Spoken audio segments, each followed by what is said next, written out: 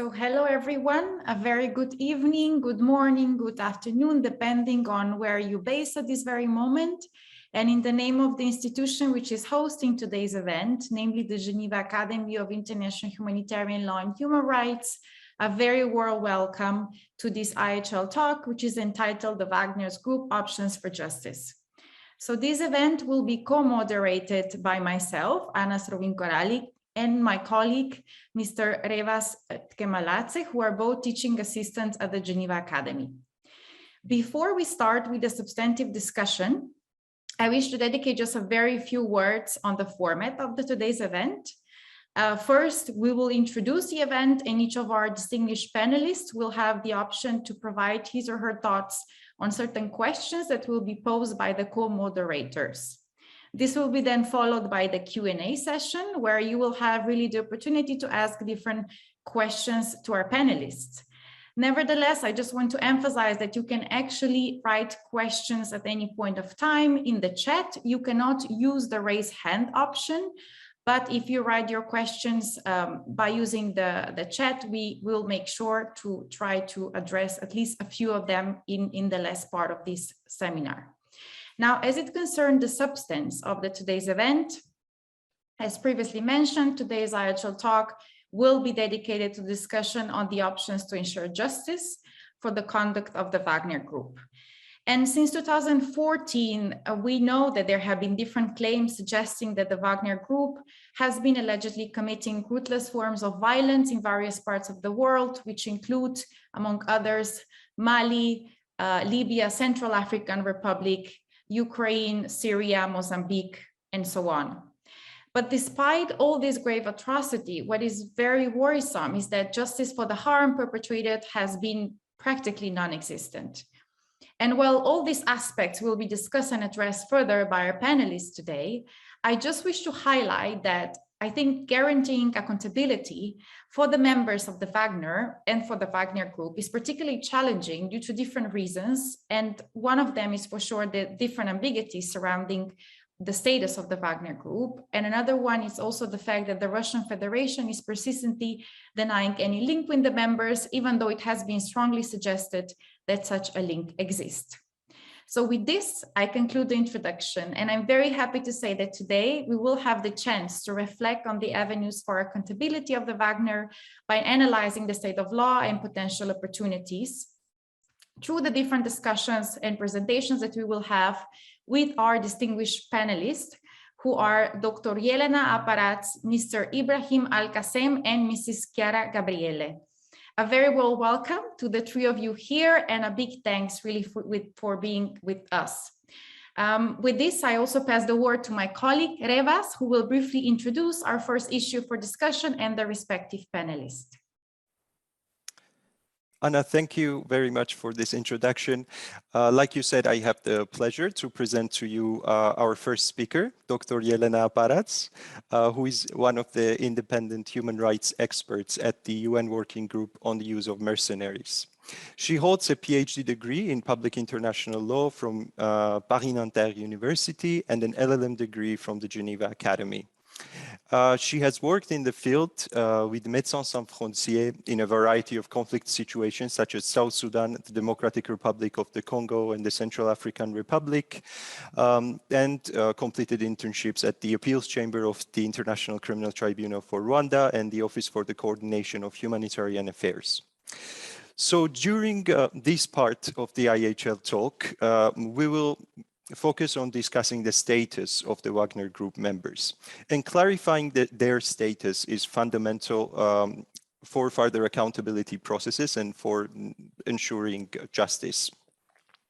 Since their first involvement in Ukraine in 2014, Wagner members have been attached to a variety of labels. They've been called a private military security company, a PMSC, they've been called a mercenary. On the one hand, we can tell that they're substantially different from PMSCs and mercenaries because of the allegedly heavy links with the Russian government and the Russian establishment that has been pointed out. And on the other hand, they are different from the regular armed forces because they don't have the same command structure and the same accountability mechanisms that we would find within the state armies.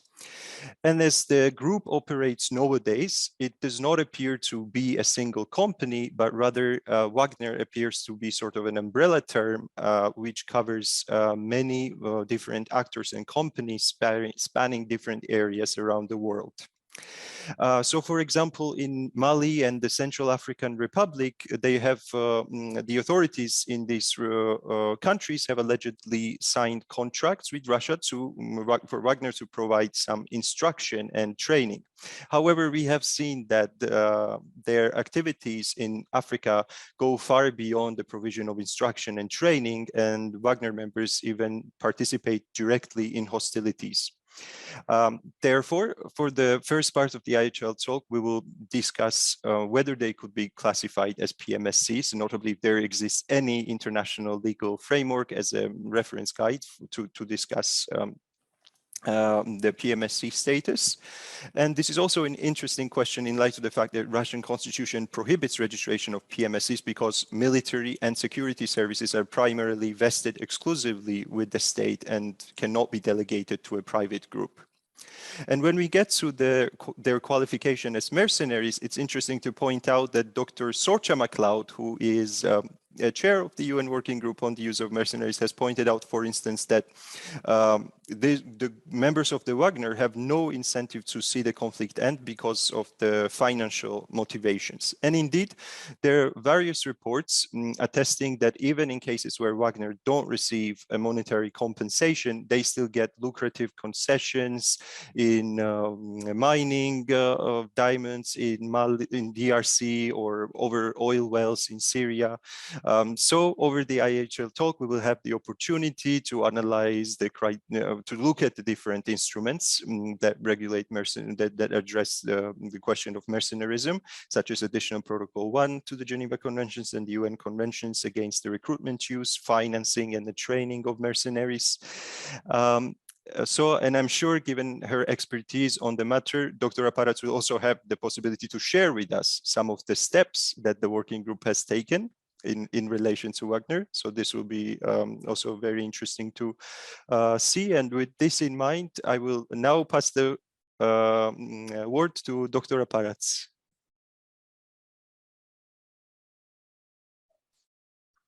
Thank you, Revez, and thank you, Anna, and thank Geneva Academy for inviting me for this very important and very timely discussion.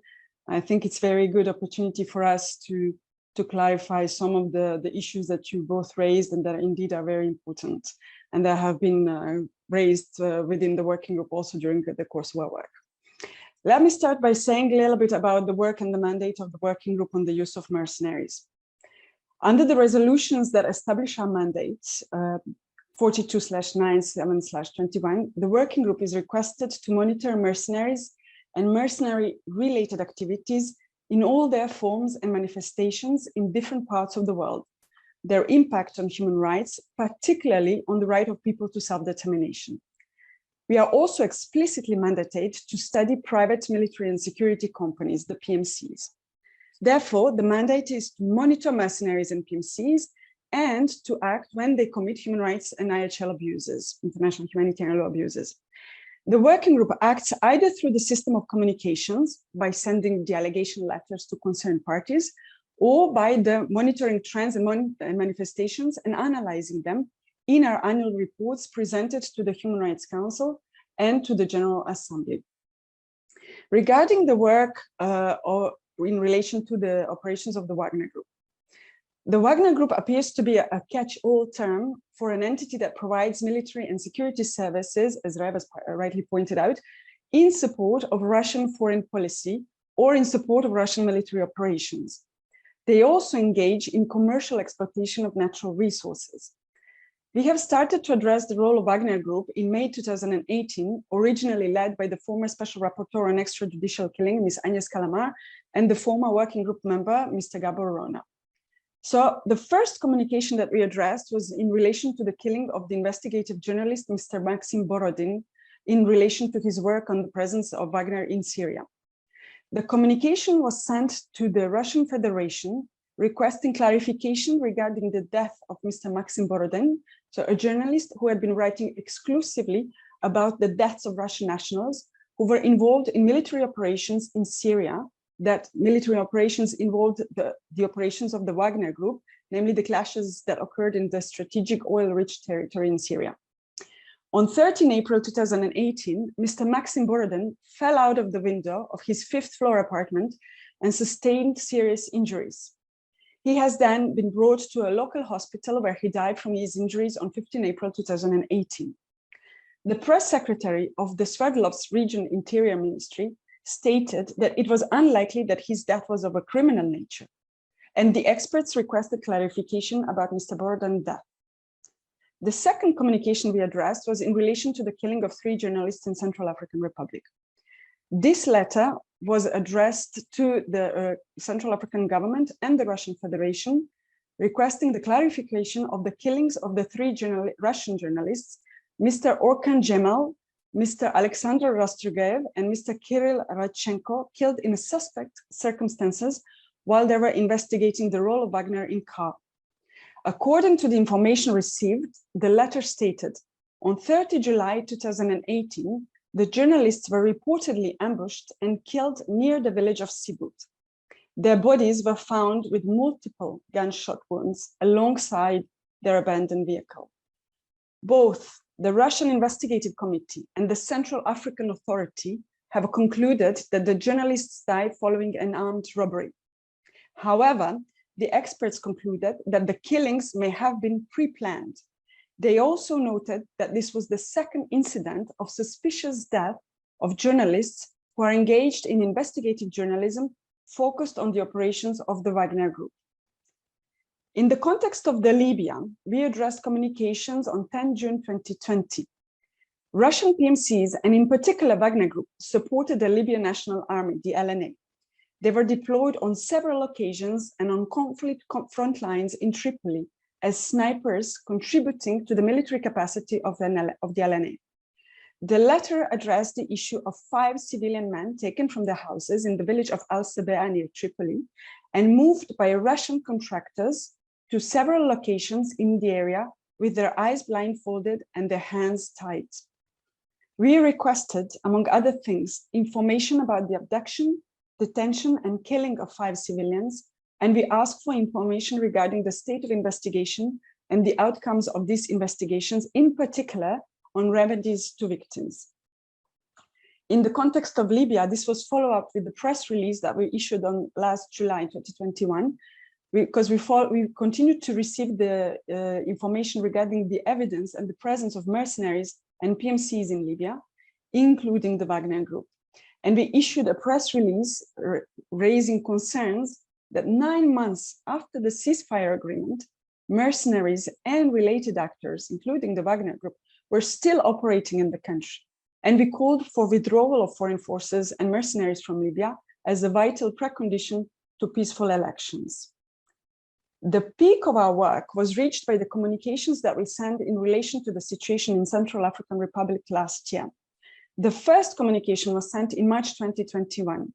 In this allegation letter that was addressed to the Kharkiv government, Russian Federation, and to the Lobby Invest company, we identified the following issues: interconnected roles of cybersecurity services, Russian-owned Lobby Invest Sarlu, and the Russian-based organization Wagner Group, and their connections to a series of violent attacks that have occurred since the presidential elections on 27 December 2020.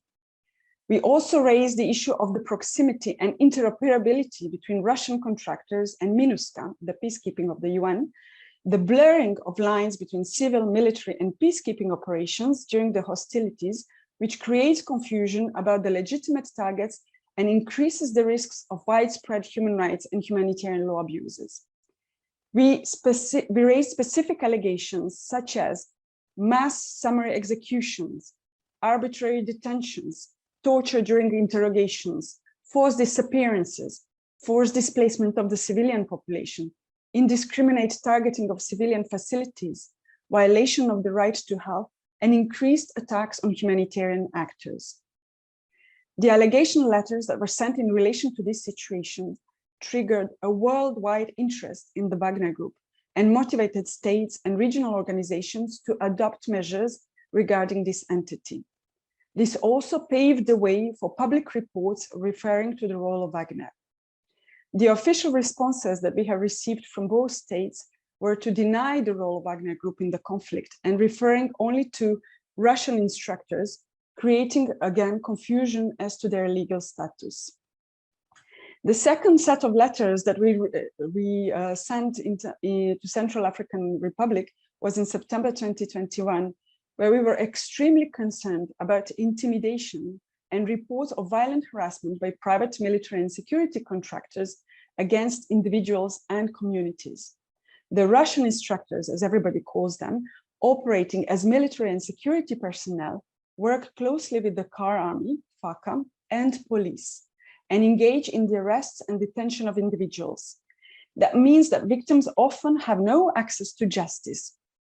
Special Commission of Inquiry set up by the KAR government to shed light on violence in the country determined that human rights and international humanitarian law violations have been committed, including by Russian instructors. However, KAR officials clarified that no foreign military will be subject to investigations and prosecutions, which will be left for their home states to conduct.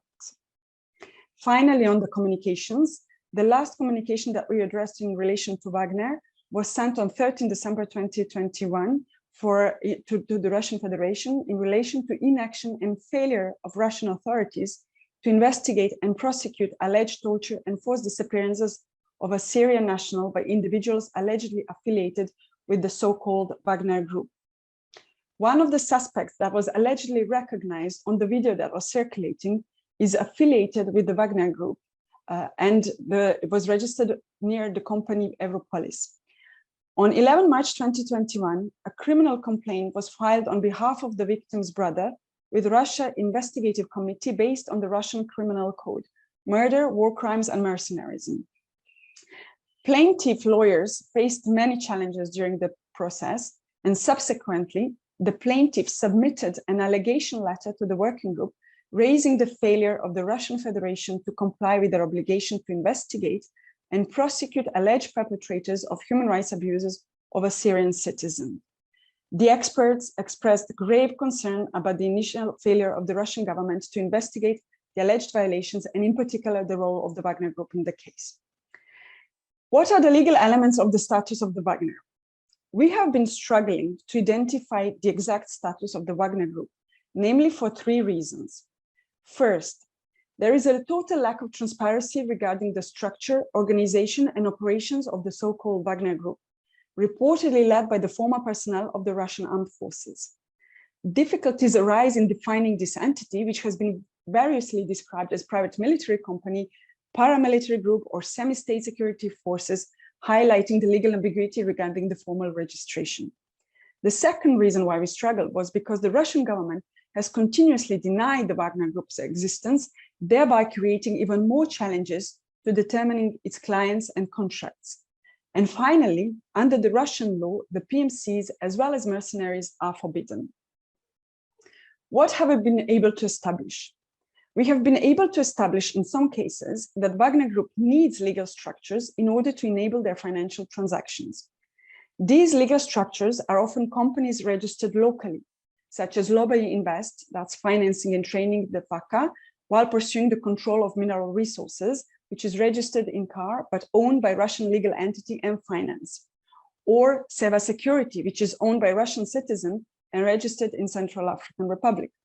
Or Europolis LLC, a Russian registered company, which was contracted by the Syrian government to provide security services, namely guarding of oil and gas facilities in northern Syria. We have also managed to establish that Wagner Group has strong links with the Russian Federation. For instance, all entities that we identified in the context of Central African Republic are reportedly linked to the Russian citizen whose identity is known to the working group. Wagner Group is composed mostly of Russian citizens, but regularly recruits from Syria, Libya, and other places. So what would be the legal qualification of Wagner? Are they a PMC, private military and security company? In order to execute our mandate, and in the absence of any international legal definition, the working group has its own working definition of what is a PMC. And we understand a private military and security company to be, and I quote, a corporate entity which provides on a compensatory basis military and or security services by physical persons and or legal entity. And then we go on to define what are the military services and security services. But regardless of a military or security nature of services, the first criterion in this definition is that the entity has a corporate or a company structure, which means that it has a transparent legal status under domestic law. According to the Russian Federation, the state register of legal entities maintained by the Federal Tax Services of the Russian Federation does not and cannot list such entities, PMCs, because they are forbidden by the Russian Criminal Court. For us, we have not found any legal or formal commercial register regarding Wagner Group. Therefore, under our qualification, it would seem unlikely that the Wagner Group can be qualified as a company and cannot be classified as a PMC. So in the absence of any legal structure, they are often linked to other corporate entities such as Loba Invest, Seva Security, and others. Is Wagner a paramilitary integrated into armed forces under the definition of the Article 4A2 of the Third Geneva Convention? This Article 4A2 of the Third Geneva Convention defines who can be qualified and be entitled to the protection as a prisoner of war, like members of other militias, members of other volunteer corps, including those of organized resistance movements and so on, that belong to the party to the conflict. I will not quote the whole article. The Wagner Group has been reportedly fighting on behalf of the Russian Federation. And in some instances, where the Russian Federation is not considered a party to the conflict, the Wagner Group has been fighting in support of national authorities, but with the connection to Russia. For instance, according to the Central African Republic official response to the working group, the participation of the Russian instructors, Wagner personnel, in the fighting is justified by the training and operational support missions in the field and in the framework of self-defense. According to the ICRC commentary of the Third Geneva Convention, for a group to belong to a party to a conflict for the purposes of Article 4A2, two things are required. First, the group must in fact fight on behalf of that party. And second, that party must accept both the fighting role of the group and the fact that the fighting is done on its behalf. The Russian Federation has been systematically denying the existence of Wagner and its link to the Russian state. Providing support through an intermediary creates distance between the intervening state and the supported party, and may therefore obscure the actual role and responsibilities of the former. In a case of a Wagner Group, they are being used precisely with the objective of providing plausible deniability of direct involvement in a conflict. Russian denials of Wagner's existence, and more importantly, denial that Wagner operates at the direction of and under the command of the Russian state, is a relevant factor. However, in the same way as a classification of the conflict, we try to determine the status of members of the Wagner Group by examining the facts on the ground and not by referring to the declarations of the parties to the conflict.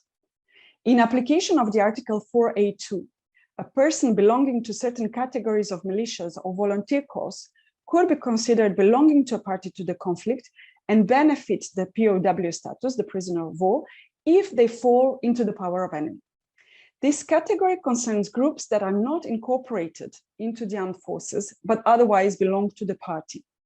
In some contexts, like Central African Republic or Libya, it appears unlikely that the Wagner Group personnel could be considered combatants eligible for POW status under the Geneva Conventions, because these contexts are classified as non-international armed conflict, and the POW does not apply in this type of conflict. Also, Russia is not party to those conflicts. However, whether in IAC or in IAC, in international and non-international armed conflict, if they belong to the armed forces of the state, they are entitled to combatant impunity, privilege of belligerency, which makes them not a mercenary and not PMC, and in which case they would not fall with the scope of the working group, the mandate of the working group on the use of mercenaries. So are they finally the mercenaries? In order to qualify a person as a mercenary, the working group can refer to three international legal definitions, namely from the Article 47 of the Additional Protocol 1 to Geneva Conventions, the UN Convention on Mercenaries, and the Regional African Union Convention. Regretfully, in most cases, none of these three instruments apply. And we tend to refer to those criteria that are named in Article 47 in order to qualify the actor for the purposes of our mandate to see if he can actually act on the situation or not. In conclusion, states circumvent their humanitarian law obligations by outsourcing core military operations to private sector.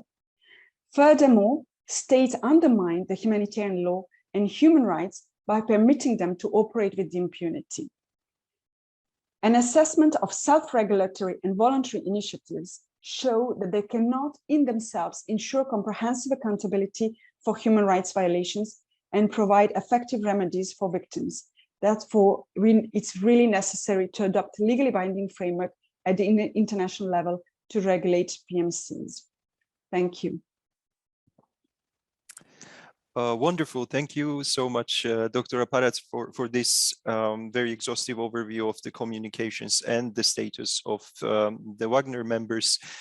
And as we've seen from the discussion and some of the things that Dr. Aparats has highlighted, Russia indeed appears to pursue this sort of the policy of deniability, which basically provides for it a shield to use grossly excessive violence and pursue a strategy of intimidation without, and at the same time disclaiming any responsibility and alleging that the group is merely a private group. But our talk will next focus on under which conditions could then such a allegedly private group become a proxy for a state actor based on the requirements of international law.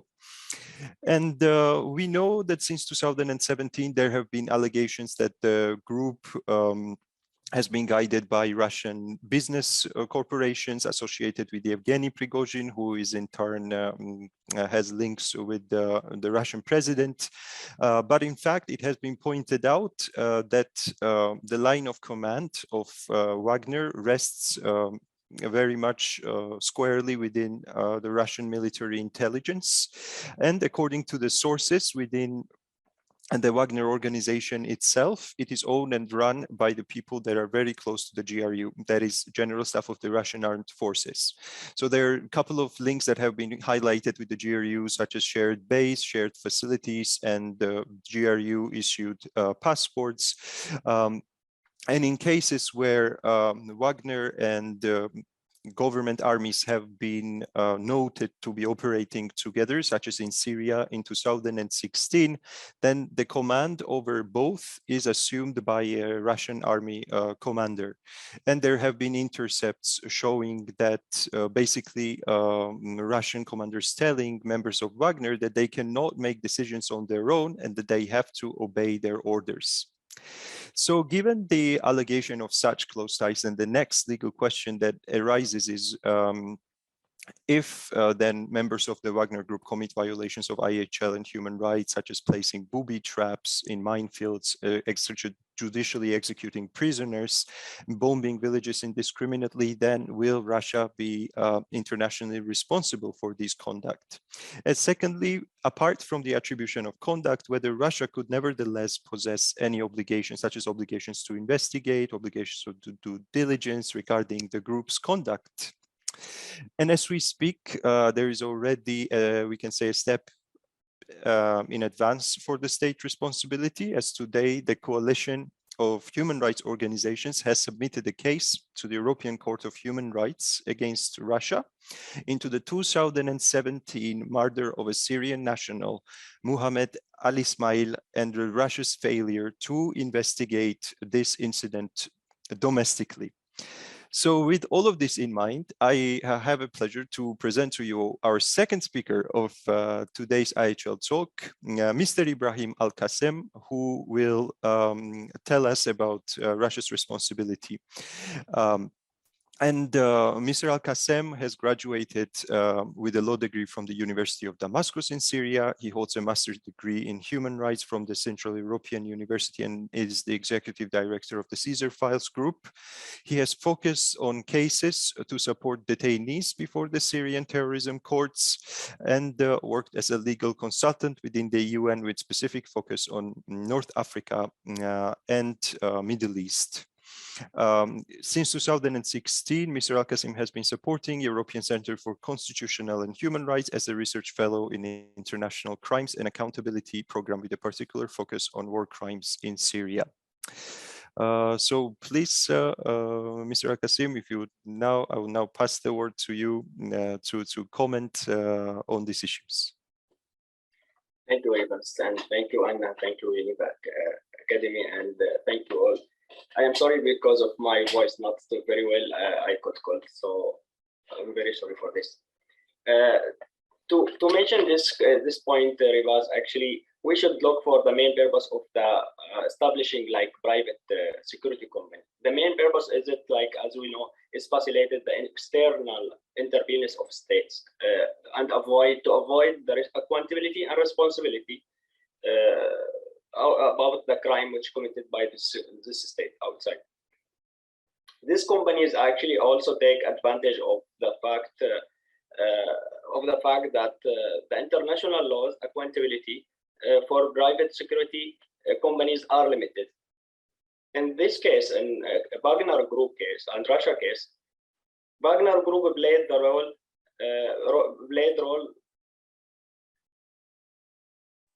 in the clear example of exploitation of the gap in international law by depending on Wagner Group has been trying to avoid positive and negative obligation with respect to the grave human rights breaches committed during the external intervention by Russia outside border, as example.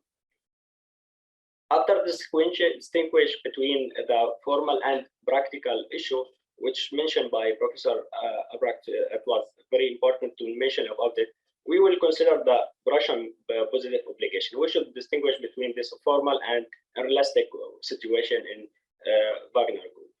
Formally, as Professor Abract said, we cannot Wagner Group appears as an independent group that operate without any subordination or control to any government and not under to the jurisdiction of any state. For that, we cannot, regarding the, as example, regarding Russian legal system, Wagner is not officially registered under Russian law as a Russian security company, or we cannot say this in another state also. Moreover, Russia has not announced that Wagner is one of its agents by its criteria, actually. Nor does Russia seems to be in charge of Wagner breaches, since Russia doesn't issue Wagner direct order to carry out its combat or military operation in official ways. All the time, Russia hiding this relation with Wagner, they don't mention any the relation with them. They just saying in any incidents they are Russian citizens. They are not fighters. There are no relation between official relation between Wagner and Russia. And we have like example in Syria when USA attacked Wagner Group in one of the location in Syria. Russia didn't say they were fighters. They said they are Russian citizens and they are staying in Syria as expert, not as a fighter, as example. But on the other hand, on the ground, it's clear that the role of Russian government in Wagner Group mission as Wagner Group, where all of them, most of them, as a leader, especially the leaders, as former officer in the Russian army for security. And if we look for the history and the relation between the Wagner, at the beginning they're starting in another name, especially in Syria in 2013. After they fell down in their mission, Wagner established a new name, established again, Russia established Wagner Group again by new leaders and establishing this group to work in another states like Ukraine and in Africa. Wagner Group actually, in fact, in reality, always present in the where Russia wants to protect its interests, whether it's military or economically or politically. Such as military, they are wanted to protect like their bases, military bases like Tartus airport in Syria, or they wanted to protect their economic interest in Libya, their oil. For that, each time Russia wanted to protect this interest, you can find in reality, you can find Wagner are next of Russian interest to protect it or serve it also. Moreover, also, Russia government support this group logistically. As example, they always carrying them to conflict zone and providing them with compact weapons or with intelligent information as much as they're doing in Syria, as example, or in Russia, or another states or places. On another hand, also, Russia government interacts with Wagner Group fighters, as they are one of the official agents outside its territory, and who execute activities for the benefit of Russian government. We have very clear, actually, example in Syria about this relation and how Russia protects these fighters by an announcement path between Russia and Syria in 2015 regarding this path, which operate the military operation for Russia inside Syria and regulated this operation. The path itself mentioned that the agent of Russia should, interesting by privilege of the official or the officials, governmental official, or like regular fighters who are in Syria and Russian army. So, but the path itself didn't mention Wagner directly because it was unannounced, but they say there is like agents will protect and they will interest in the same privileges of the regular fighters in Russian army.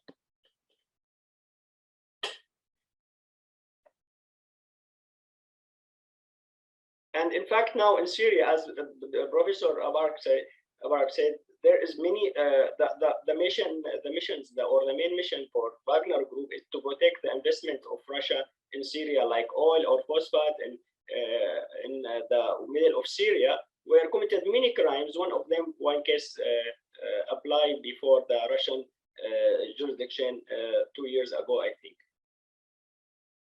But however, all of this doesn't mean Russia has any responsibility or any duty to prosecute or follow or these fighters, because the Russian, regardless of the legal basis of the relation between Russia government and the Wagner Group, the positive obligation for Russia to hold its nationality accountability for the crime they committed by Wagner, extraterritorial of Russia, remind that the important criterion for attributing Russian external jurisdiction of Wagner Group breaches, especially since the majority of Wagner, as we mentioned in the beginning, the majority of Wagner Group has Russian nationality.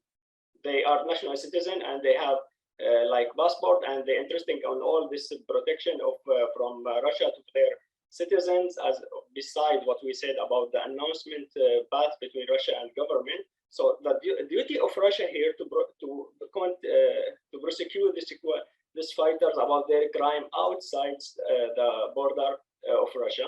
Besides that, now Russia is in Syria because of this agreement, as we said, and also because they are justifying this existence of Syria in Syria by resolution of Human Rights Security Council, by Security Council number 2199 to fighting the terrorism group in Syria.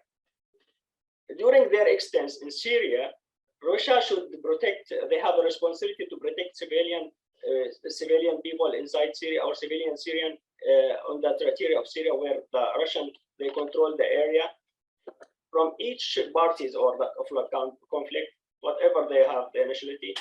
This rule of Russia should to protect this civilian. For that, we can say Russia now have responsibility, at least in this fight and this group, dealing with this group, because they are Russian citizen and they have the nationality of Russia, and for that they should persecute them. And we have this example, as you mentioned, Rivas, before the European Human Rights Court, and also there is another case before the Russian jurisdiction regarding these fighters from group Wagner Group as a Russian citizen, and they are fighting in Syria, still having this nationality from Russia. I am sorry I couldn't continue, but I am a little bit tired. Sorry, Yasmin, I finished already. Thank you very much. Thank you so much, Mr. Kassem, for your intervention, and in particular for emphasizing so much how broadly we could look and we could search for options for establishing responsibility of Russia due to various obligations that Russian Federation also has towards the acts carried out by the Wagner Group. Our next topic, since we know that that state responsibility, it's always complemented by criminal liability, will be thus unsurprisingly criminal responsibility. And the panelist for this topic is Mrs. Chiara Gabriele. Mrs. Gabriele, she's a senior legal advisor for the Great Lakes Program at the Trial International, which is a non-governmental organization fighting impunity for international crimes in Geneva. And Mrs. Gabriele is also an alumna of the LLM in International Humanitarian Law and Human Rights at the Geneva Academy. So in this section of the presentations, which is also the last one, we will be discussing and looking at whether the Wagner Group members who have allegedly committed different crimes, such as, for instance, murder, enforced disappearance, and torture in a number of countries, really worldwide, could be held criminally liable under international criminal law. So in other words, what we are interested in here is whether the crimes committed could amount to international crimes, and in particular, crimes against humanity and war crimes. And if so, what would be then the existing paths to ensure accountability for domestic and international prosecutions of the individuals linked to the Wagner Group? Another pertinent question in this context is to think whether and how the common responsibility and also other modes of liability of principals and accessories of the Wagner Group leaders and Russian officials could arise. And finally, it would be great to hear and reflect maybe if there has been any successful prosecution on domestic level with regard to any crimes that have been committed in different contexts by the members of the group of Wagner. So without further ado, I pass now the word to Mrs. Gabriele for her presentation, and I thank her in advance. Thank you, Anna, and thank you, Revet, for organizing such a timely and important conversation. And also thank you to the fellow panelists for their very thought-provoking intervention. So to come back to your first question, Anna, on what are the avenues for holding the members of the Wagner Group criminally responsible, I would like to divide it into two further questions. So the first one, as you already mentioned, concerned how might the crimes committed by the Wagner Group be qualified? So in short, are those international crimes? And this is an important preliminary step to assess accountability venues, because some accountability venues are specific to international crimes. So acts, for instance, of willful killing, torture, enforced disappearance, rape, and other forms of sexual violence, they do all constitute international crimes if they are committed within a specific context. So the context is paramount to the definition. And for instance, in order for an act to be considered as a war crime, among other criteria, the crime should be committed in the context or be associated with an armed conflict, whether this armed conflict is of an international, of course, or a non-international character. So therefore, when we consider alleged crimes that the Wagner Group may have been committed, for instance, in Syria or Central African Republic, the first thing we must analyze is whether those crimes had a link to an existing armed conflict. The Wagner Group indeed does not need to be a part of the conflict for its members to be crimes to be prosecuted as war crimes. So to give an even more practical example, very recently in Mali, there's been an alleged massacre taking place in the city of Moura in March 2022, for which the Mali State Armed Forces and members of the Wagner Group have been accused. Those crimes were allegedly committed during a military operation against rebels in the area, as Mali is currently engaged in several parallel and non-international conflicts against multiple non-state actors. So this means, this link and the existing armed conflict means, of course, that war crimes may have been potentially committed. And the context plays also an important role in the definition of crimes against humanity, meaning that the crime should be committed as part of a widespread or systematic attack directed against any civilian population. according to the Rome Statute, Article 7. There is no need for the attack to be strictly military. However, it should involve the multiple commission of specific conducts listed among crimes against humanity. And additionally, the attack should pursue further the policy of a state or an organization. And I want to stress this last part of an organization, because organization might also mean a private entity.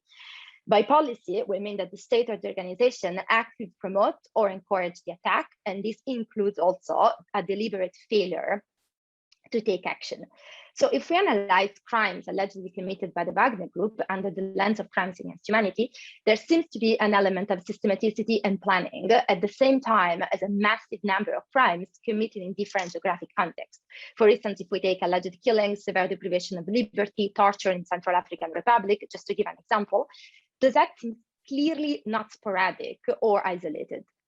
Moreover, after the element of pursuing a policy, both the hypothesis of pursuing the policy of a state, meaning the Russian Federation, for instance, and this could be through promotion and encouragement, or the private company itself, so the Wagner Group itself, they see they're valid for the definition.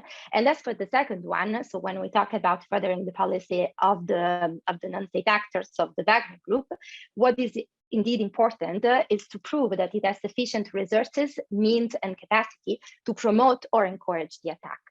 We do not need for a quasi-state organization in order for it to be considered as a policy of the organization. And I think this is quite interesting because the Wagner Group has a very, very peculiar type of structure. And as Revets was mentioning before, is more of an umbrella than an actual organization in itself.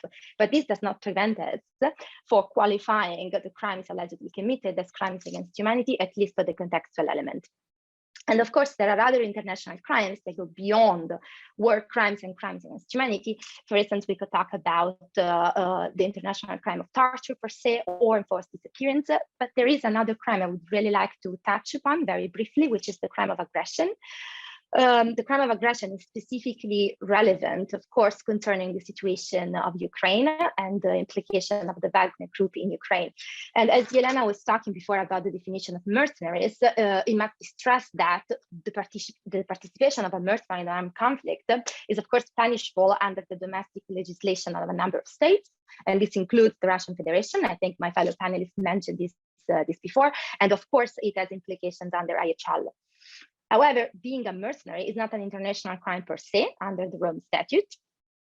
But on the other hand, the use of mercenaries on behalf of a state or with substantial involvement in order to carry out acts of armed forces against another state, if those acts are, of course, of a certain gravity, this is one of the elements that are contained in the new crime of aggression.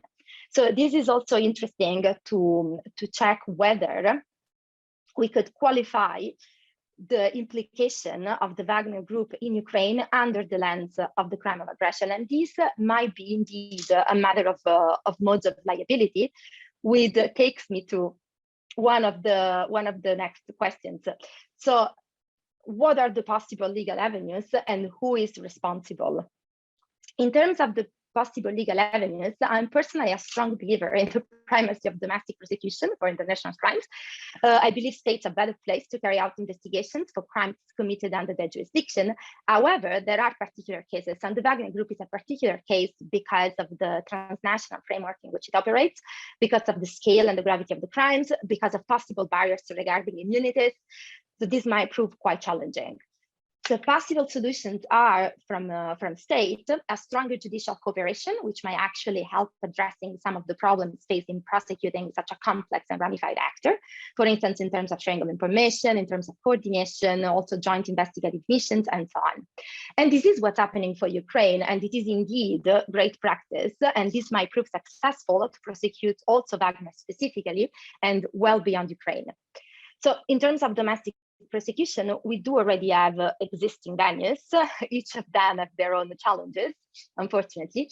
So first of all, crimes committed by the Wagner Group might be prosecuted in territorial states in which Wagner operates, because they, of course, have jurisdiction to investigate and prosecute them. However, this might be a matter of willingness and or inability. So, for instance, it might depend on a specific agreement that Wagner might have with the government, potential immunities. It might be also that domestic mechanism cannot offer, for instance, an independent and impartial investigation.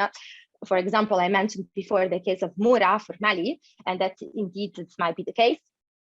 And here the International Criminal Court could actually play a strong role.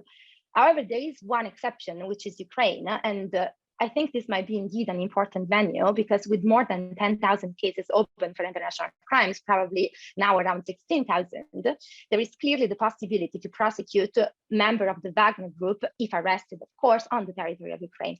And the question would more be, what do we need to prosecute not only the direct material perpetrators, but also the masterminds behind? And this is something I will also address later on indeed specific forms of liability, which was also something you mentioned in your questions, Anna. So another venue is the state of nationality of the perpetrators. I don't want to touch on that too long, because I feel that both Yelena and Ibrahim already touched on that. Of course, Russian domestic legislation contains an obligation for the state to investigate crimes committed by Russian citizens abroad, but there is, based on what's happening within the case that was mentioned before, so if the and his partner, when they filed the criminal complaint in Moscow on behalf of the brother of the Syrian citizen who was tortured, killed, and had his corpse mutilated, what happened is that the investigative committee of the Russian Federation, they basically never opened the investigation. And so the lawyers filed a complaint before the Basmani court in Moscow, which however rejected it. Why? On the ground that the complaint lacked information regarding circumstances establishing elements of a crime. And be reminded that there was, and I think it was mentioned before, a video recording the crime. So there might be a clear unwillingness on the authorities' side. And yes, as Revat mentioned, I think this conference is quite timely, because there was the complaint to the European Court of Human Rights presented today. And I think Yelena also already mentioned the response of Russia regarding allegations of crimes committed by Wagner. So its willingness, or rather unwillingness. There is one further domestic venue I really wanted to mention, which is universal jurisdiction, because so the nature of international crimes is extremely serious, and this is specific indeed to international crimes, as venue that's open to international crimes. Why? Because international crimes are extremely serious, so much as they constitute offenses against all humankind, and so they need special measures. And this includes the possibility, or for some crimes, the obligation for state to prosecute criminals who are on their territory, and this regardless of where the crime might have been committed, or of the nationality of the perpetrators, or the nationality of the victims. But universal jurisdiction, in order to be applied, requires appropriate legislation. So there might be different challenges on the domestic legislation of states regarding the principle of universal jurisdiction. For example, the number of crimes included, for instance, temporal limitation, question of immunity, other procedural elements such as the presence of the perpetrator on the territory of the state, and whether it is needed or not to initiate investigation, statute of limitation, prosecutorial discretions, etc. And also it requires sufficient resources, of course, for its implementation. But this could still be, notwithstanding the limitation, an extremely important venue for accountability. And as for the International Criminal Court, although the Office of the Prosecutor opened investigations into potential Rome-Statute crimes committed in few of the countries in which Wagner is active, Mali, Central African Republic, Sudan, Libya, Ukraine, and so on. So the point, in my opinion, is would it actually be possible for the court, and also taking into account the limited resources it has, to address a complex actor such as Wagner and the individuals that are part of this constellation? So would the Office of the Prosecutor be willing to make this a priority? And I believe that the answer should be yes. I believe that the court is well placed to face an actor such as Wagner committing crimes in different states and under a similar modus operandi. And I believe that unveiling this modus operandi would be one of the strongest points of interest in getting a case before the court. Plus, of course, the actual ability to manage and analyze such a diverse and massive amount of information, the independence and impartiality that are needed in such a high-level case. And finally, last but not least, the court has the ability to provide protection measures to victims and witnesses. However, the court cannot act unilaterally because it lacks independent enforcement powers, and also sometimes it lacks access to the place where crimes were committed. So cooperation of states is absolutely paramount. And just to briefly touch upon responsibility. So of course, responsibility under international criminal law might take various forms. Modes of liability might vary based on the specific mechanism, domestic court, international court, tribunal, etc. But there are broader categories. Of course, there are principal type of responsibility like direct perpetration, co-perpetration, indirect perpetration, accessory forms of liability like ordering, aiding and abetting, soliciting, etc. And one form that is very specific to international crimes, which is responsibility of commanders and other superiors for failure to take all necessary and reasonable measures within their power to prevent or repress the commission of crimes, or to submit the matter to the competent authorities for investigation and prosecution. All of this to say that not only direct perpetrators of international crimes may be held accountable, but also the constellation of people operating around them. They direct them, they support them, because mass crimes do not happen in a vacuum, but rather within a structure, as equally proven by the necessary link to a specific context that we mentioned before. So indeed, given the structure of atrocity crimes, leaders and commanders are often the ones who bear the greatest control over the crime. So for instance, regarding the Wagner Group, members of the group who directly perpetrating the killing of civilians might be held accountable over direct perpetration, but also hierarchies over planning, co-perpetration if the contribution is essential and the mental element is met, ordering, superior responsibility for failure to prevent, to repress, to refer, etc. And the same is valid for Russian state officials, even if they are outside the working group. If it's proven that they contributed in one way or the other, this includes by providing weapons, equipment, means of transportation, etc., to the commission of specific crimes. And of course, they may be held accountable, them as well, under various forms, depending on the degree of participation to the commission of the crime. And I wanted to stress that this is also valid. I think Yelena mentioned this before, the fact that there are other states that also implicated in that. So this is also valid for officials of other states beyond Russia, especially if they were co-perpetrating the crimes, aiding and abetting to their commission. And as in many cases, the Wagner state allegedly operate indeed together with state forces. And last but not least, this is also the case for members of other type of private companies that might give the Wagner Group the means to perpetrate international crimes. So while the International Criminal Court might decide to focus on the most responsible, domestic courts can still prosecute the entire constellation. And as for aggression, it is particularly like it's a more technical topic. So if someone is specifically interested on the crime of aggression, they might just ask me a question. And just as a final remark, unfortunately, so far there has not been successful prosecution or a domestic or an international level of crimes committed by the Wagner Group. So there have been attempts, as mentioned before, but no real successes so far. But the question would be why? There are so many challenges, a challenging context for documentation in terms of accessibility and general security, challenges regarding verification of information, specific threats. I think Yelena mentioned before the severity of security issues, including the killing of journalists documenting the case, lack of willingness and ability to open independent and impartial investigation, and of course from domestic mechanisms to prosecute, and also potential difficulties in bringing those cases to international mechanisms, and so on. So what would be a strong answer to the Wagner Group impunity? In my opinion, a strong answer is strengthening the capacity of states on whose territory those crimes have been committed, ensure, and this by giving resources and passive effective legislation, that the principle of universal jurisdiction is actually implemented by states. And finally, if the domestic level fails, or for the most responsible ones, that might prove difficult to investigate at the national level for one of the challenges that were mentioned before, recurring to the International Criminal Court, which of course also means from state to cooperate with the court and assist in facilitating the investigations, for instance, by allowing access to documents and other evidence. So a multi-layered but coordinated response might actually prove successful to ensure accountability for the group. So I see my time came to an end, but I'm absolutely happy to answer to any question that might arise. Thank you. Thank you so much, Mrs. Gabriela. This was an extremely enlightening intervention on behalf of all panelists, and to hear finally also on international criminal law aspects, as well as domestic jurisdiction and the possibility of accountability in international mechanisms. So we can now go ahead and ask a couple of questions that we've received through chat to our panelists. So perhaps we've gotten a couple of questions related to the status of Wagner members.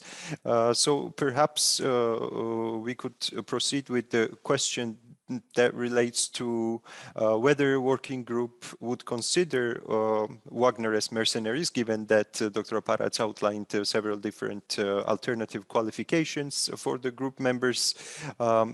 And to supplement this question, would the answer change depending on which country we would look at? Because in some situations, maybe Russia is directly involved as a party to the conflict. So then, if members of the group are Russian nationals, which they are, then this could have implications on their status. Perhaps a related and an interesting question is also whether working group through its work and practice has noticed any developments in this regard. I mean, use of proxies has always been there, but if we look at the recent practice and experience of the working group, do we see increased use of the PMSCs by other states as well? So is this sort of like a general trend that it's a recipe that works, that you can use the PMSCs to disclaim the responsibility for their actions? So I think we have these two questions we could first begin with, and then we'll continue from there. Okay, thank you for all these very interesting questions. In terms of the qualification of the mercenary, we really operate on a case-by-case basis.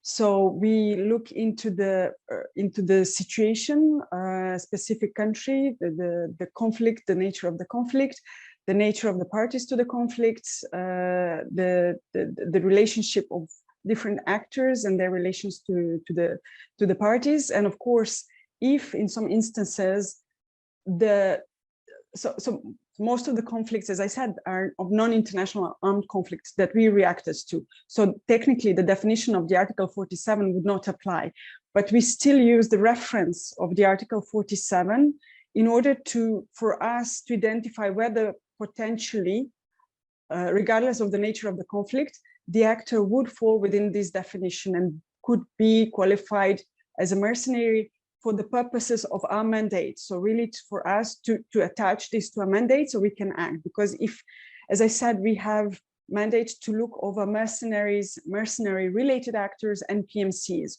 And so if the actor does not fall within those three categories, then we really have not attachment to the mandate and we cannot really act on that.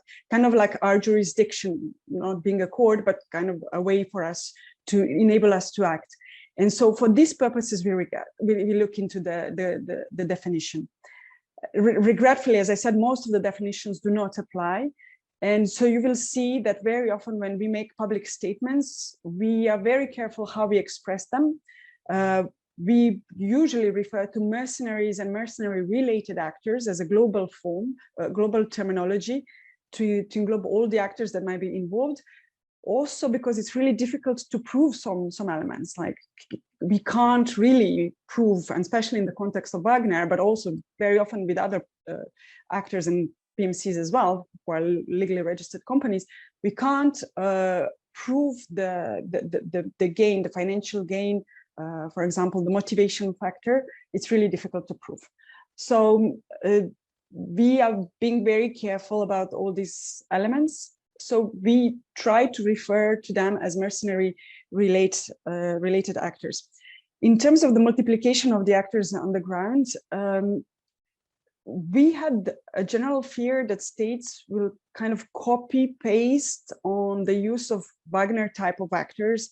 For example, not necessarily PMC, but a group that exists there in whichever form, visible, invisible, not legally registered apparently, but that doesn't seem to be the case. At least in the last few months, we have seen the general trend of states to actually condemn this type of actors, the type of and the use of this type of actors, and to try to sanction them at the domestic level, regional level, and international level, whenever that's possible. We have, however, identified a bigger concern, and as much as I'm very pleased to see there has been lots of attention and debate on the Wagner issue, we have raised over the past few years concerns of the multiplication and increased presence of private military and security companies and mercenaries in general. But in terms of private military and security companies, we have seen an extremely important evolution since the wars in Iraq and Afghanistan in the early 2000s. We have seen the diversification of the clientele. So in our report on extractive industry and the relationship with PMCs, we have identified that extractive industry is now the major clients of the PMCs, so not the states anymore. So how do you manage this the relationship between two multinational private actors operating usually in weak governance zones, conflict zones, committing grave human rights abuses? We have identified that PMCs are being recruited also in the context of migration and border management, very often in the global north, working with vulnerable population like migrants and refugees.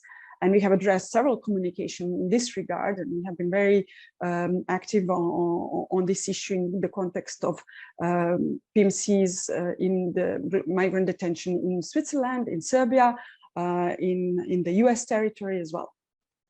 We have identified that some armed groups, and that's the Involving Trends of Mercenaries report, some armed groups at the end of hostilities, in order to avoid sanction and prosecution, would transform into legitimate private military and security companies and work and switch from illegal to legal kind of category of actors.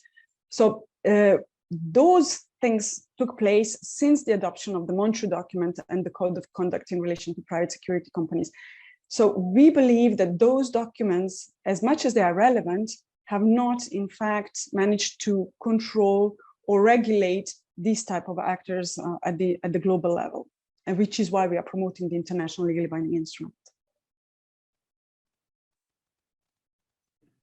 Thank you so much, Dr. Aparat, for this insightful answer. And since we got in the meantime quite some other interesting questions, to make sure that we try to address them as many as possible, I'll proceed with the next two questions, which are really for all of you, whoever feels comfortable to answer.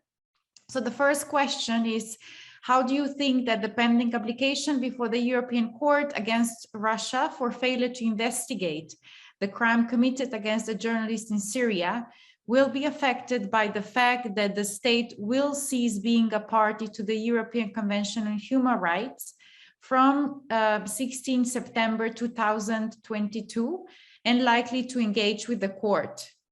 And then second question, do you see any possibilities and added value in terms of strategic litigation to hold states other than Russia, for instance, Central African Republic or Libya, accountable before human rights courts committees for failing to prevent violations committed in their territory by members of the Wagner Group, and to investigate the alleged violations, identified and hold accountable those responsible? So if somebody maybe wants to address these very pertinent but also complex questions.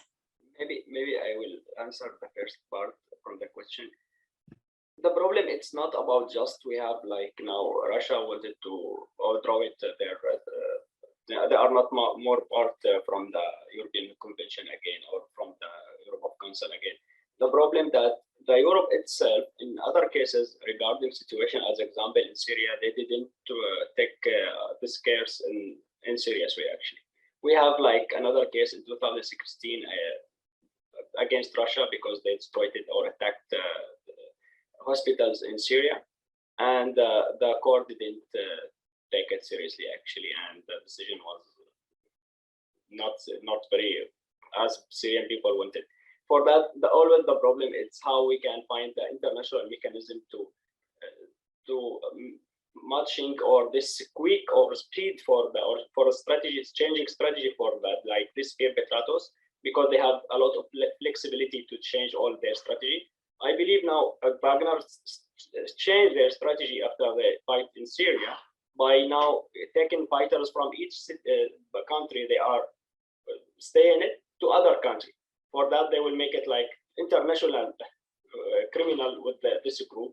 They can take Syrian fighters for Libya, or they can take Libyan fighters for another state. They can bring another fighter from Africa to fight in Syria to make it more complicated to follow or to prosecute this fighter with the Wagner Group. And now we have we have information like Syrian fighters went to Ukraine to fight next of Wagner Group there. For that, the problem is how international mechanism can find solution, a quick solution, actually not just solution, and more flexible solution to carry on these cases and to find solution to prosecute like these cases.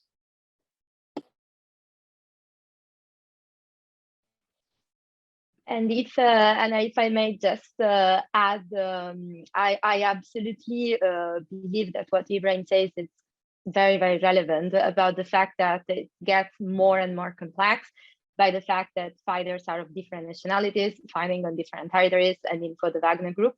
So that's one of the reasons why we were talking before about universal jurisdiction, and why universal jurisdiction is so particularly relevant at the domestic level. Of course, it's complementary to the international level, because it's actually one of the strongest way in which we can fight this complexity, in my opinion, and bring it back to actual solution to fight against impunity. And still, in terms of strategic litigation, the question about whether it would actually be strategic also to stress the responsibility of states that are facilitating the Wagner Group to commit crimes over on their territory. I also think that that's something that's a legal venue that should absolutely be pursued. On the criminal law side, of course, we were mentioning before state officials of those states that are facilitating, but this also probably mean that responsibility of states and litigation before United Nations human rights mechanism, or also regional courts, so not only the European Court of Human Rights, but there are other courts. I think that could actually prove quite a good solution strategically. Thank you very much. Perhaps this we have another question. PMSC is attracting a lot of attention. So I don't know if perhaps Yelena would like to comment on this part of the question. Relates to the definition, proposed definition of PMSCs in the, I think it relates to the draft 0 document. And in relation to the state functions as a criteria to determine some of the obligations. So the question is, would this undermine the effectiveness of the convention, or does the Wagner Group envisage an interpretation of the notion to be able to encompass this evolution of the PMSCs? Or does the working group envisage? The working group, I think it's a tricky one. Yeah. So I was just trying to find the link to the draft 0 so people can perhaps follow up on that. Yeah, the working group, I got it. There has been, so I don't know how much of the audience is aware of it, but there have been discussions within the intergovernmental working group. So that's between the states within the Human Rights Council, discussions on the international legally binding instrument. And the chair of this intergovernmental working group is South Africa. This year, just last month, we have discussed the first draft 0, as it's called, proposal put on a table by South Africa for states to discuss the content of the document and also the nature of the document. And one of the things that is being discussed, and I would like to share the link, I'm going to try to find it later, is how far we want to go with the PMCs and their definition. And there's, as you know, there's lots of discussions on the definition. Are we talking about private military companies, private security companies, or are we englobing everything? And what would be the functions that would be authorized or forbidden, in particular state functions such as conduct of hostilities, provision of military and security in terms of military operations, or guarding the prisoning, detentions. But this has all been just discussed. And of course, the working group has its own position on that. But the states will be ultimately who decide on the instrument, the content and the nature. And it's not even sure it's going to be legally binding instrument yet as we speak. So it's something that is still ongoing, and I'm going to try to find the link.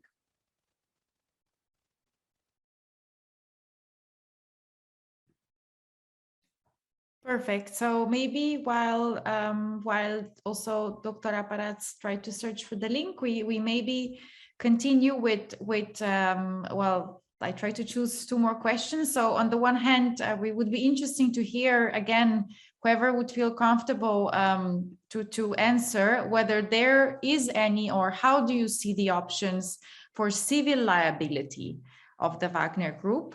And then another question would be, in the opinion of the panelists, in terms of strategic litigation, which areas of this prosecution could be the source of new jurisprudence? For instance, in better defining working groups, or maybe in diminishing the risk of such groups forming in the first place. So maybe we start with the first one on civil liability. If there's somebody who would feel comfortable commenting.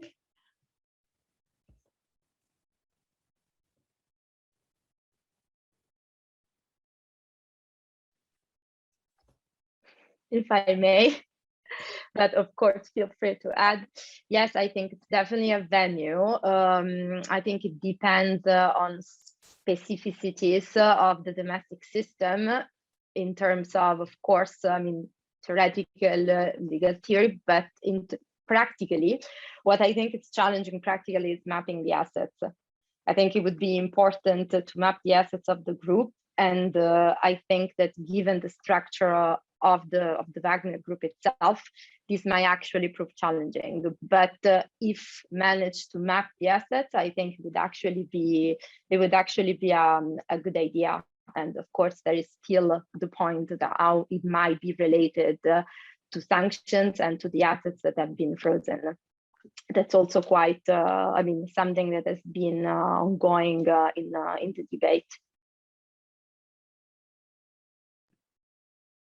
Perfect, thank you so much. So then the second question would be really this one on the strategic litigation. So which areas of this prosecution could be the source of new jurisprudence? Maybe better defining working groups or diminishing the risk of such groups.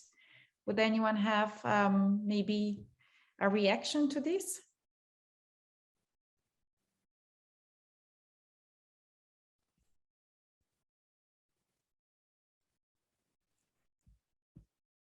I mean, but still on the side of criminal prosecution, of course, if there is jurisprudence that is established, I mean, it might help clarify some of the legal challenges, this both domestically and at the International Criminal Court level. So the way, for example, the court might interpret the organization requirement for a crime against humanity, all the possibilities relating aggression and the possibilities of having certain forms of modes of liability, for instance, aiding and abetting for the crime of aggression, that it's so much under debate. And that's, of course, not something that the ICC can do right now related to the situation of Ukraine for specific procedural challenges. But it's something that could be done at the domestic level, for instance. So there is so much that can be developed on the Wagner Group in terms of jurisprudence and so many different mechanisms. And of course, what's the impact that goes beyond, once again, the legal theory? Of course, there is a preventive impact, that's for sure, as all the prosecution, but there is, of course, also so important for survivors, victims, to actually have those crimes be recognized, perpetrators brought to justice, and finally, if possible, of course, obtain reparations. So I think that for sure, that's why prosecution of international crimes is so important. But that's because this is so challenging that there is also so much space for new theories, for development, for jurisprudence that can actually change the way we perceive certain type of crimes, and of course that can strengthen domestic jurisdiction, and this both in case of the principle of universal jurisdiction, but also for territorial prosecution, in my opinion. Perfect. Yes, Dr. Parat, please go ahead. Yeah, I would just like to add something on the issue of strategic litigation, because before we start talking about the prosecution or any type of litigation in that sense, the first step that comes naturally is to investigate. And this is one of the biggest challenges that we are facing right now. In terms of our corroborating of this evidence and sources, we have a very low threshold as a special procedures to identify evidence. I'm trying to avoid the word investigating because we don't have the investigative mandate, but it's basically what we try to do while we monitor the actors under a mandate. And so when we try to corroborate evidence, it's really, really difficult, even at the low threshold that we have for our evidence, for us to go public on the situation. And when we talk about criminal threshold of burden of proof, it's the highest, as you all know. So finding this evidence beyond reasonable doubt or with certain doubt is extremely difficult and challenging. And I'll give you an example again of the Central African Republic. It has been, since we issued the communication in March 2021, there has been a big change on the ground in terms of access to the population. And multiple reports within the UN system with different entities have corroborated the same findings. Namely that when Wagner Group comes to an area, the first thing that they do is that they take the mobile phones. So there is no pictures taking, there is no messages circulating, hey, Wagner Group is here, come and investigate. Journalists have no access to the areas where Wagner is operating. They cannot get authorizations. Some journalists cannot even get into the countries where Wagner is operating. And so whenever there is a public speaking about linking Wagner to human rights abuses, there is always this doubt about how true this is, because it's really hard to go to the crime scene and document this. Or in many cases, as we've seen it in Central African Republic, it's extremely hard to get witnesses to speak to us. When I talked to the witnesses in Central African Republic, they all said, there is a terror in this country. Nobody wanted to speak. And so corroborating evidence is extremely challenging. And I think that's the first step we have to consider. So in terms of access to the population, protection of witnesses and victims who could potentially speak and share the trauma they have been through, just to contact and say what they have been through is an extremely important step. And it's something that we have to take into consideration before we even start talking about constituting the files for prosecution or for any type of litigation. I think it's important to say that. Thank you. Can I add something here? Besides the most important thing, as Professor Rabark said, that about the protection of victims and witnesses, so and to collect all this evidence, the most obstacles or the difficult obstacles we have it in Syrian cases now. We are following the universal jurisdiction, that who will receive all this information, who can go ahead in this procedure.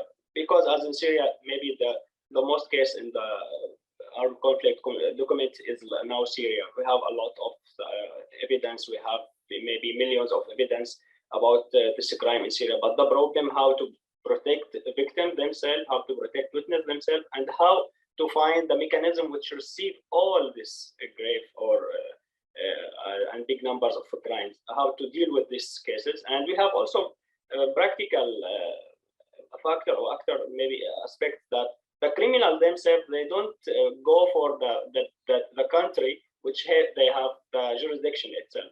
As example, in Syria, it was very very hard to find one or two, maybe from the regime who left Syria to go to Europe to prosecute them. In one case in Koblenz, but the others, they are still in Syria. They still committed their crimes. So how to find this solution to bring all this criminal to the justice in Europe? This is the most difficult thing. For that, the most important thing to find always the national procedure before the state which face like this violation. And this is also very hard now in a situation like Syria or others, because the conflict is continuing now. If I may add to that, I think it's indeed a big, like a general vision of all the challenges in the investigation phase, because of course there are challenges in documenting, accessibility, security. There are challenges, I think, what was mentioned before, also like thinking about where can we bring this information and this possible evidence to, but there is challenging in between in preserving the evidence and preserving the evidence in a secure way, because of course, like the means of the Wagner Group are particularly efficient in silencing witnesses and victims, as Elena was mentioning before. So there is also a challenge of preservation of evidence, and then there is a challenge of analysis of evidence, because as was mentioned before, there is a number of evidence and a complexity of evidence that requires such a capacity for analysis and then for qualification, which is why, like, for instance, the International Criminal Court, the Office of the Prosecutor might have this capacity in terms of preservation, in terms of analysis. But then, of course, like, will the court have jurisdiction? I think in principle it will. And I think it's one of the reasons why it would be so important and strategic to have a case before the International Criminal Court. And then, last but not least, always protection of victims and witnesses. But I believe that there is also a role that open source investigation might play on this, because right now the ICC is more and more open, and the OTP is more and more open to receive communication that are based on open source information. There was the arrest warrant that was issued mostly based on open source information, for instance, in the Al-Ghashali case. So I think that there are ways that those challenges can be overcome. And I think there is also a strong role that civil society might play. Maybe not only civil society that's based in the countries where Wagner committed crimes, because of course there is, once again, protection issues, security threats, etc., but also international civil society.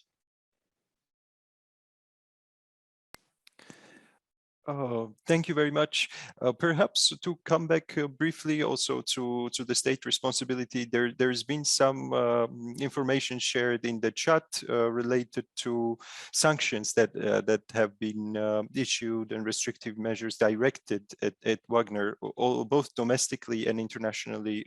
Regional organizations such as EU and countries such as UK have sanctioned the Wagner Group itself, and the EU on the 13th of December 2021 issued sanctions against 8 individuals and 3 entities associated against Wagner.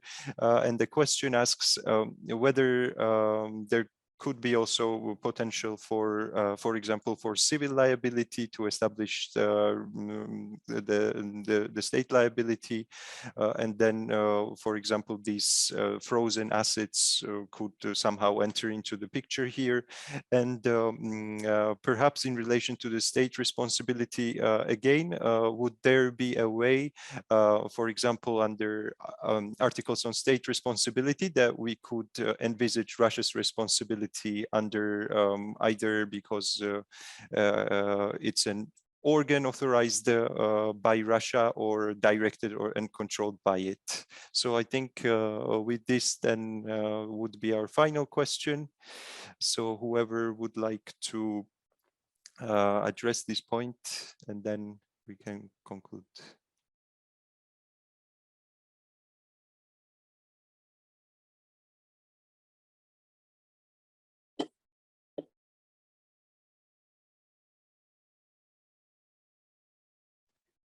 So maybe I'll just touch a little bit on the sanction regime. In terms of the sanctions, as you know, the Central African Republic is under the sanction regime, and there is an embargo on arms and military equipment and other stuff. When we received the official response from the Russian government in terms of the presence of Wagner and in relation to Russian instructors, as they're being called, the response was very clear that there is no Wagner presence. There is no awareness of any group under such name and no link to the Russian Federation. However, the official statement does address the issue of Russian instructors. They have been notified to the sanction regime, to the sanction committee, of the Security Council, and they have been officially authorized by the Security Council to operate as Russian instructors in Central African Republic. And this is the official response. So the sanction regime under the Security Council has been also a little bit ambiguous in that terms, because the resolutions that would authorize the presence of international partners in Central African Republic are not very clear who are the international partners. And while there have been some references on a mercenary category of actors, there have been no reference to Wagner Group or Russian instructors in any Security Council resolution. So there has been, again, that's stimulating the legal ambiguity regarding their presence and who they really are, again, creating confusion. And of course, there has been the European Union sanction regime, and there have been some state sanctions targeting specifically the Wagner Group and some personnel that have been allegedly, reportedly related to this entity.